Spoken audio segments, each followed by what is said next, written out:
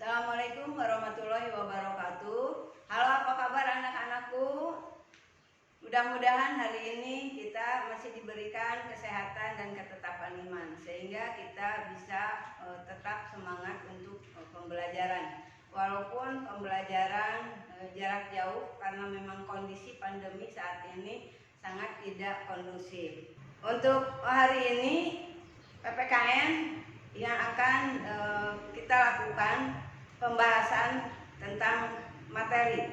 Minggu yang lalu itu kita belajar tentang pengaruh kemajuan iptek. Barangkali anak-anakku semuanya juga sudah menggunakan salah satu daripada kemajuan iptek, yaitu diantaranya HP.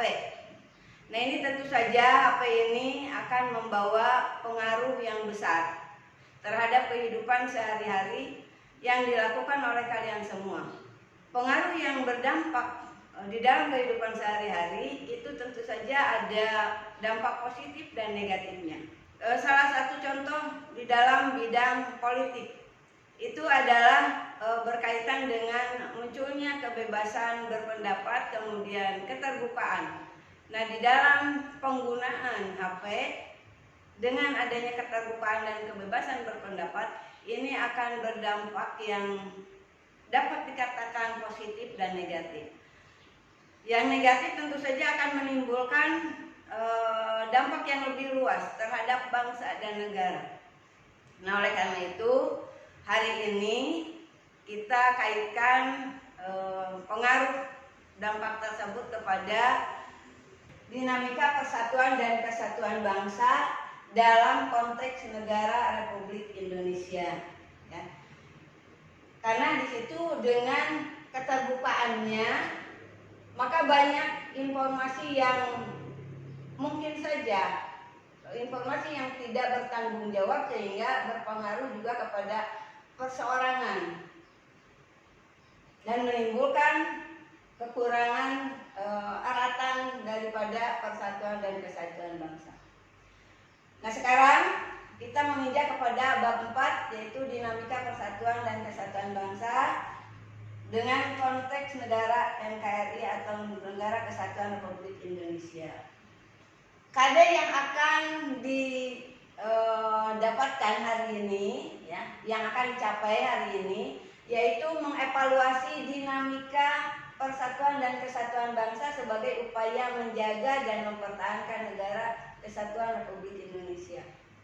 Kemudian KD 4.4 yaitu berkaitan dengan kompetensi keterampilan, yaitu diharapkan Anda mampu merancang dan mengkampanyekan persatuan dan kesatuan bangsa sebagai upaya menjaga dan mempertahankan negara Republik Indonesia.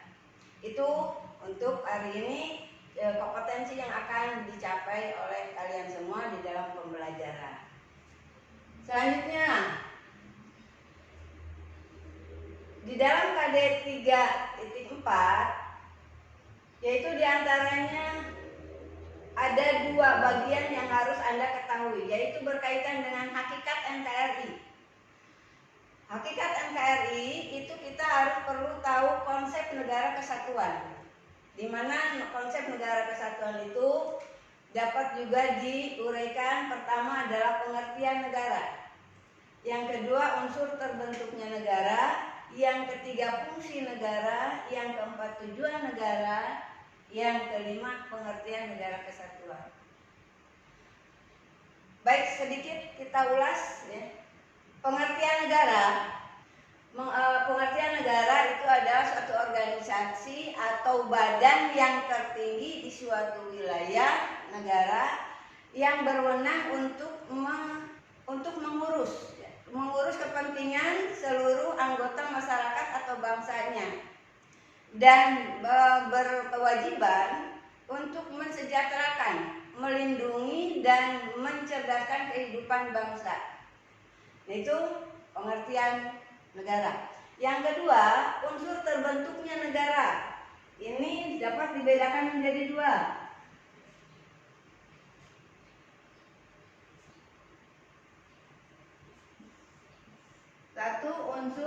konstitutif, 2 deklaratif. Unsur konstitutif itu ada 1 rakyat, 2 wilayah, 3 penduduk. Kalau deklaratif itu dengan 3 poin sama ya, cuman hanya menambah 1, yaitu pengakuan.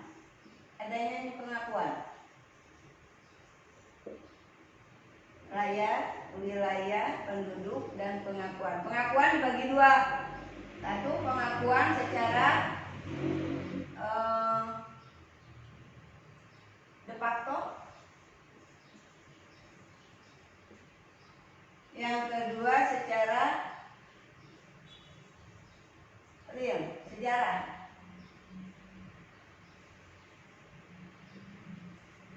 Fakta sejarah ya. Kemudian fungsi negara.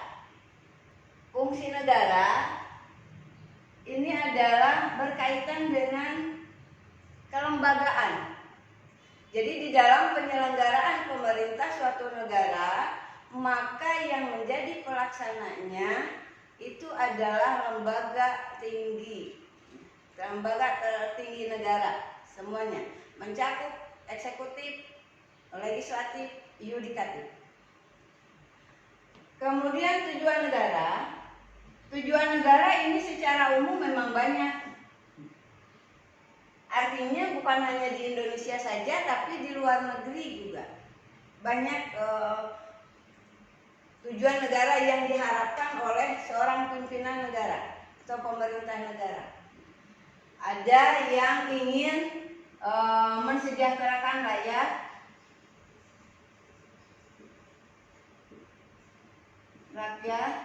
ada yang ingin menjunjung tinggi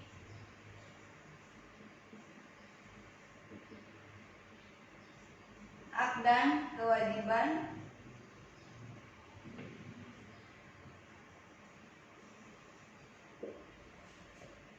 dan lain sebagainya. Kemudian di sini juga tentu saja sebagai negara Indonesia, bahwa tujuan negara itu dapat Anda lihat di dalam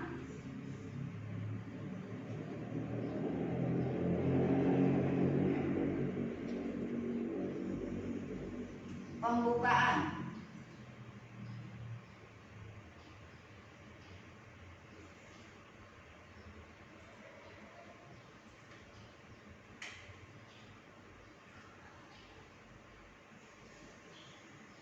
Pembukaan Undang-Undang Dasar 45 alinea 4.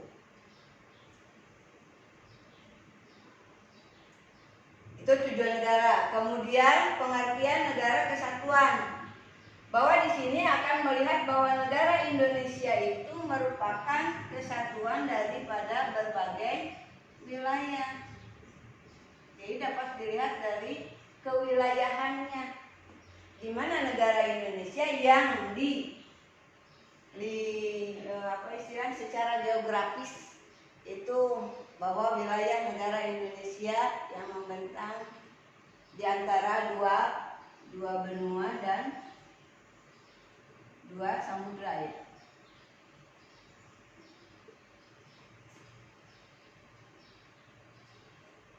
Nah ini kalau berdasarkan sejarah tentu saja dengan beraneka ragam wilayah ini bagaimana upaya untuk bisa mempersatukan menjadi suatu negara Indonesia.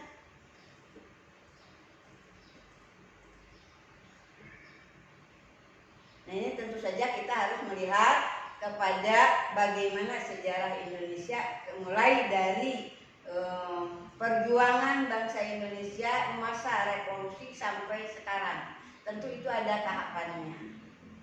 Mudah-mudahan itu bisa dipahami. Kalaupun ada yang mau dipertanyakan, boleh melalui WhatsApp. Kemudian dilanjut satu lagi. Nah ini karakter Indonesia. Karakter negara kesatuan Republik Indonesia dapat dipandang dari kewilayahan tadi sudah Ibu ungkapkan ya. Itu di dalam maaf. Di dalam Undang-Undang Dasar 45 Pasal 25 menentukan bahwa negara kesatuan Republik Indonesia adalah sebuah negara kepulauan yang bercirikan Nusantara tadi ya. Udah dibahas sedikit ya. Dengan wilayah dan batas-batas dan haknya ditetapkan oleh undang-undang. Karena negara Indonesia itu meliputi daratan, lautan, dan udara. Nah itu batas-batasnya ada ya. Daratan batasnya apa? Kalian juga sudah mengetahui, yaitu dengan adanya gunung. Mungkin di sini batasan daratan itu ada alamnya, ada buatan. Lautan itu kan ada zona teritorial. Kemudian zona teritorial, kemudian zona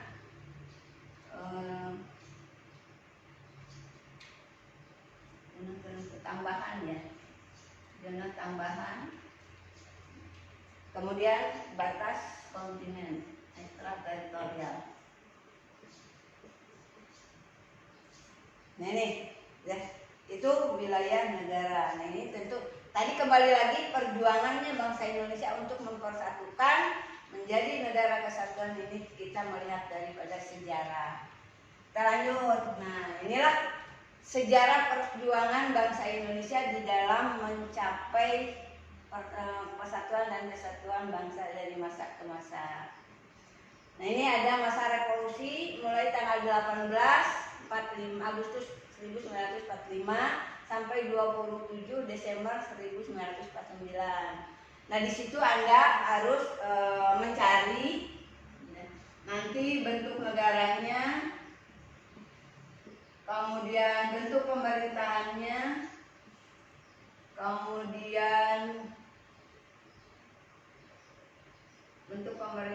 alat perlengkapannya, sistem pemerintahannya. Ini yang harus Anda cari ya. Jadi nanti di dalam episode 1, 2, 3, 4, 5 ya, kira-kira bagaimana di dalam kehidupan bangsa dan negara yang dipimpin baik oleh satu kepala negara, satu kepala pemerintah ya, atau presiden maupun perdana menteri ya. Barangkali untuk hari ini dicukupkan sekian. Mudah-mudahan Anda dapat memahaminya dan silakan andaikan ada yang mau ditanyakan melalui WA. Wabillahi taufiq wal hidayah. Wassalamualaikum